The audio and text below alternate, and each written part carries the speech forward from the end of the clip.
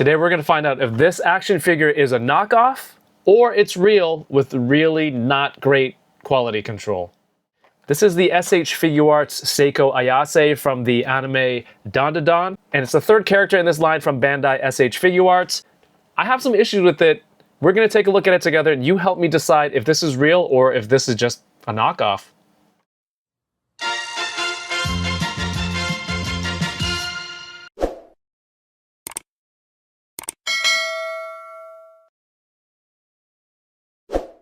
Okay, so this is the Seiko Ayase SH Figuarts. I ordered this from AliExpress because I missed a lot of Japanese pre-orders, but also I had a coupon code, so it brought it down to a really good price. But of course, with AliExpress, there is the caveat of what you buy might not be original. There were some things that I noticed initially that kind of had me concerned. First off, the colors on this box were a little bit muted. They weren't as bright and glossy as some of the other boxes, which was one of my main concerns. A lot of reprinted boxes just use a lower quality printer in terms of colors and the finish. There is a sheen here on the box from the reflection, so it could be real, it could be fake. The next thing that was kind of concerning was that this Tamashii Nations quality sticker looks really dull. And at first I was like, shouldn't this be kind of shiny or holographic? That was also concerning. The Shop Pro 40 sticker could be from anywhere. If I take the Okaroon that I got from Amazon Japan and do a side-by-side, the Tamashii Nations quality sticker does seem to be the same finish, reflection. Neither of them are reflections, so that could have been my mistake. Shop Pro 40 stickers are also the same. Something about the Seiko one made me feel like the red here was a little bit more, you can see more of the printing versus this. Here's the backs together. A lot of the warnings are the same. Underneath is the same. Now let's take a look at the figure itself. One of the main things I noticed was that her ankles were super loose. Now, I'm not sure, is that a quality control issue, a QC issue from Bandai, or is it because of a knockoff? Secondly, the flesh tone of the legs, maybe because I was in the mindset I was being super picky, but it looked off to me. Let me know what you think of the colors. Third of all, this smelled very plasticky out of the package. Most times, Bandai SH Figuarts don't smell that plasticky when they come out. So is it a new factory that they're using, or is it because it's a knockoff? The figure is great. It comes with a total of 4 swappable faceplates, and in classic Bandai fashion, you just take off the hairpiece at the front, swap on a different expression.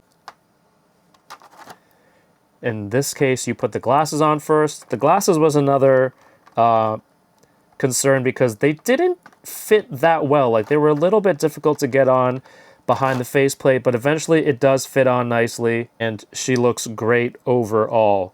Another dead giveaway for knockoffs is that the face printing on the faceplates are usually really, really bad. However, Bandai seems to be using more of these. They almost look like decals that they've put on. Doesn't look like the inkjet printing. And these have been really solid, so there's no giveaway there. And if it were a knockoff, I would not be upset with this.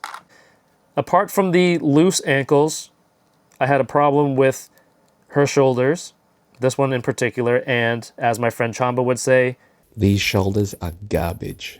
The more I pose this, the easier it was for this piece to pop right off, which is very concerning.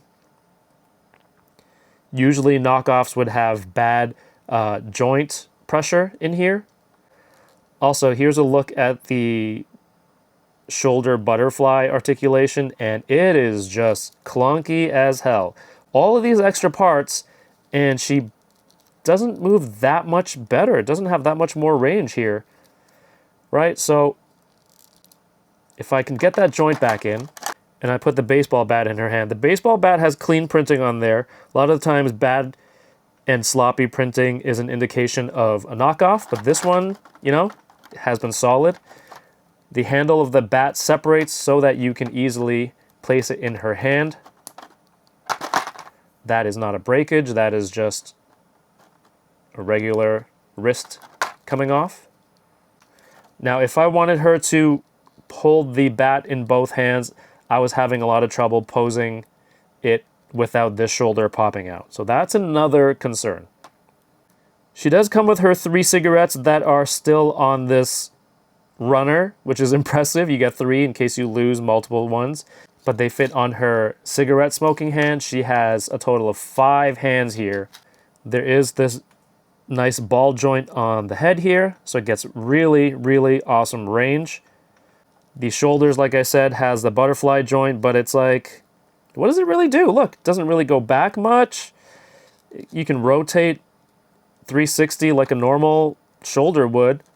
The sleeves aren't great. Look at that bicep swivel. It disconnects so badly. So we know that she only has the upper diaphragm cut here. Well, that was easy. There's that ball from the upper diaphragm, and here is the lower body. And I guess she only moves from the legs here, so there... As expected, it's really limited, but it goes back on nicely. Come on. Come on. Okay, flat. All right, that's okay. I guess if you do that with any figure, it'll fall over. But look at this. Look at these ankles, man. These ankles are garbage. With a lot of precise posing and balancing, it'll stay, but I worry on a shelf, how long will it last? Okay, here is Granny Seiko next to Okarun and Momo, all from the SH Figuarts line. I think she scales well. Okarun is actually really tall next to her.